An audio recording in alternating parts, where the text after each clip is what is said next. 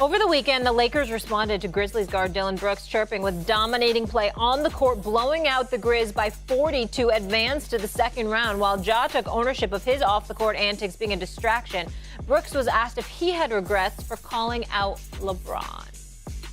No, that's who I am. I don't regret it. I'm a competitor. I compete. I don't think it got LeBron geeked up. Is he back in the playoffs? It's been a little while, so I think, he was ready to play. Stephen A., how did the Ja-led Grizzlies look now after elimination? They look like damn jokes. They were an embarrassment. And I don't say that kindly, and I don't say that with any joy in my voice or in my heart. I don't wish that on them. I wished for an epic 7-game series, to be quite honest with you. But they didn't lose. They got their ass kicked. That's number one. Number two, let's point this out. Dillon Brooks said, I poke bears. I don't respect anybody that don't give me 40. Well, LeBron didn't give you 40. But his team gave y'all 40, as in a 40-point loss in a closeout Game 6. A series in which Dillon Brooks, I want to make sure I got this right. I got this stat right here, because I'm looking at Dillon Brooks here. In 6 games, he averaged 10 points and 3 rebounds on 23% shooting from three-point range and 31% from the field. He's lucky if he's in a Memphis Grizzlies uniform next year. So that's number two. Number three, the superstar that is Ja Morant, albeit hurt and what have you. You did say you good in the West. Well, evidently that wasn't true. When you were asked to admit it, you couldn't. Once it was clear you shouldn't be good in the West. And then in the midst of all of that, we're sitting there, and it's not me. I hope Ja Morant is watching. It ain't me, Ja Morant, because you lost, and I got it, and it wasn't your fault. You understand? At least not totally. Okay, you didn't have Steven Adams. You didn't have Brandon Clark. But when you down 40 and you a superstar in this league, and you're seen while you're down 40 laughing on the bench, it reeks of everything that says, I got my back. You didn't think the cameras were watching? You didn't think the cameras were on you seeing that? That's the look. So if I'm the Memphis Grizzlies, they're a laughing stock right now. They're all talk and bluster and nothing else. They got embarrassed, and it is what it is. And they're going to have a long offseason because ain't nobody going to let them forget that. Oh, absolutely. They're front runners. But I'm going to go a little deeper. When we think about the Memphis Grizzlies 2 years ago, we were actually praising the whole organization for us, how they drafted and was building from the ground up and how this young team was on the rise. So they was taking steps forward. This year, they took 10 steps backwards. Forget the postseason. Let's talk about the regular season, because I feel like we need to actually address this when it comes down to them with their culture. You're not gangsters. You're not goons. You're basketball players, right? I appreciate the competitive nature, but leave all that outside stuff to the outside world. You fight all your life to get out of certain situations to actually get to this point. So you need to embrace it and make sure you don't take it for granted. I have a problem with them, and they have to get a vet in there to reestablish their culture ASAP, or it's going to continue to go down the drain. Yeah, look, to me, when you look at the two guys, right, and you say, well, who has the most to add by another run? Winning this series, potentially even maybe one of these teams wins a championship this year. Who has the most to add to their legacy? I think it's Steph Curry for this regard. I think, look, first of all, they're both cemented, but I think LeBron James, on just about everybody's list, when you ask them to rank players historically, no one's going to have him, for the most part, lower than 2, right? It's 2. And a lot of people feel like no matter what he does, he's not going to catch Jordan for 1. So he's almost like locked into this place historically. Steph Curry, and Greeny, you mentioned this a lot in the last segment we did.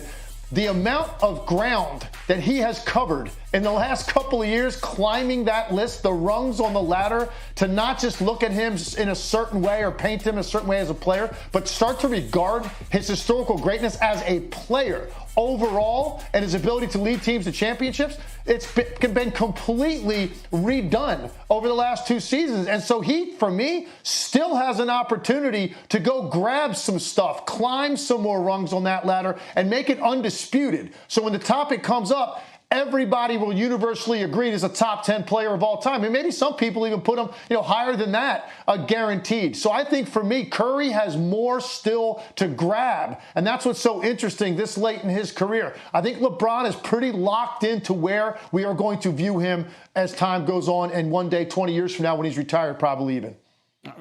Monica, I'm trying to read the look on your face, and I can't decide what it is.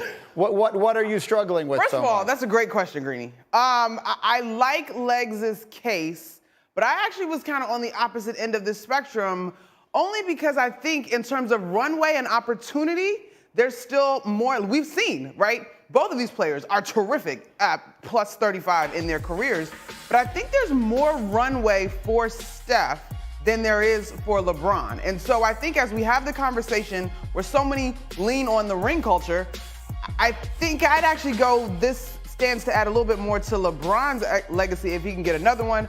And I just think that the sunset is in the peer view on LeBron in a way that I don't think it is for Steph, as we continue to see Steph elevating his game. And not that LeBron isn't, but I just think there's more runway left for Steph. That's fair. Let me change the question. Which of these teams would have a better chance in your mind of winning the title this year if they come out of the next 2 weeks? Which is to say, it's a reasonably self-evident question. I'm not sure why I feel the need to quantify it. Which of these two teams, in your opinion, if they beat the other, has the better chance of going on and cutting down the nets, if you will, in June? I think it's probably still the Warriors.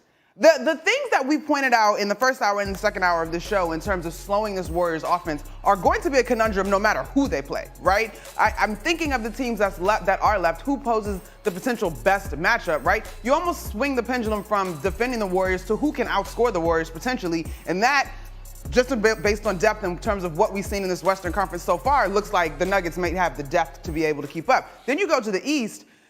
Is it potentially a rematch of Boston? Should they be the team that comes out of the Western Conference, right? I think it's still the Warriors in terms of defending them. Who do you think, Legs? Which of these two teams would you give the better shot of going the distance? I'd say Golden State, because I just think they're so unique in what you have to come with to prepare to play them. And the fact that now they've survived this series, right? Now they move on each and every game. They're going to continue to find that rhythm that's so hard to stop. And they're just going to gain more and more confidence and start to believe that, hey, maybe this is another year in which we can go all the way. I think they probably even had doubts at one point this season. But you got to remember that, Peyton hasn't been back with them that long. Wiggins missed all that time. He's going to continue to get better and find his legs as this goes on. Their depth is a little bit of a concern for me, but it's the unique way in which they play that the further they advance, the more confident that they are. They've got an answer for anything you throw at them. The Lakers are a little bit more traditional in how they're going to approach their offense. The Warriors are not at all. They're a one-off in the way that they play, and that's why I'd say Golden State, to me, has a better chance to make that run. For what it's worth, the Warriors' big Achilles heel has been their play on the road, and in this series, essentially with their backs against the wall, they won 2 road games. Game 5 and Game 7. They realistically, they needed to win both of those games, and they did it in both cases. So just very quickly, put the picks up there, Allie, if you could, or Cindy, put the picks up there for us. And let the record show, I picked the Lakers because Jay Will, who was here earlier, also is picking Golden State. And in my experience, when everyone goes one way, I go the other. So Greeny's going oppo with the Lakers. Let's see what winds up happening. Meanwhile, the other game yesterday, Monica, you were there at the Garden, Knicks and Heat. Jimmy Butler was there, but forget about that. Aaron Rodgers was there. Goodness, Greeny. That was very Midway through the third, Kevin Love, how about this throw? Aaron Rodgers was impressed. Our team in our sports and information group said that Kevin Love threw 2 65-foot passes in this ballgame. And that was Jimmy Butler there. He had 25 and 11. Jalen Brunson didn't make a three on the day.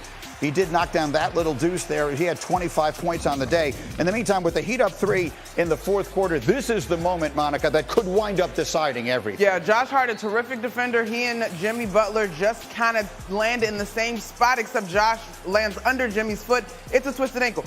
Or sprained ankle, as Spo called it post-game. Now, Jimmy stayed on the ground for a bit. He did come back in the game and take the free throws and actually remained in the ballgame, to my surprise. Yeah, he told Cassidy after the game it feels like a turned ankle, and his teammates picked him up. With Jimmy out there basically as a decoy, Gabe Vincent knocked down that three. He had 20. Bam Adebayo with a little hook. He had 16. And Kyle Lowry dumped in 18 off the bench. 18 points. 4 blocks, air quotes around blocks, Greeny. 1 steal. Like, this was a vintage-type performance from Kyle Lowry. And down the stretch of the ball game, the veterans for the Heat just out.